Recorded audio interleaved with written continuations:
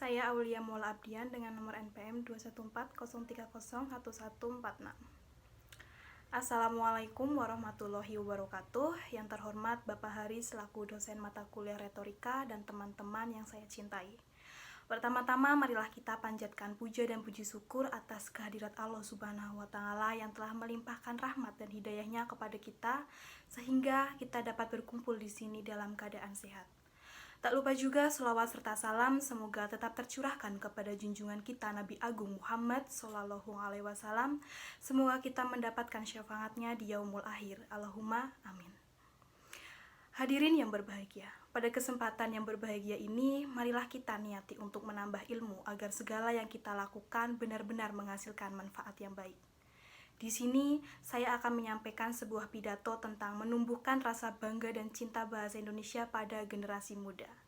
Hadirin yang saya hormati, Indonesia merupakan negara yang memiliki keberagaman suku dan budaya.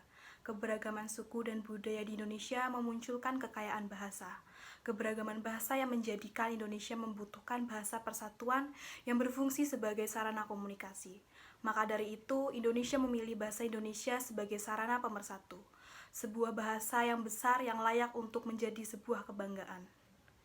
Hadirin sekalian, menumbuhkan rasa bangga dan cinta terhadap bahasa Indonesia penting bagi generasi muda. Rasa bangga terhadap bahasa tersebut dapat diamati dari sikap berbahasa pemakainya. Sikap berbahasa pada generasi muda perlu ditanamkan pada sejak usia dini. Adapun 3 sikap bahasa yang ditandai yaitu yang pertama, kesetiaan bahasa, yang kedua, kebanggaan bahasa, dan yang ketiga, kesadaran adanya norma bahasa.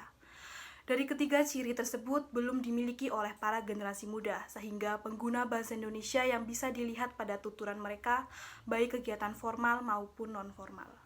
Hadirin yang saya hormati, kini para generasi muda atau kaum milenial sudah mulai luntur untuk cinta dan bangga terhadap bahasa Indonesia. Sekarang ini sikap bangga berbahasa Indonesia kian menipis.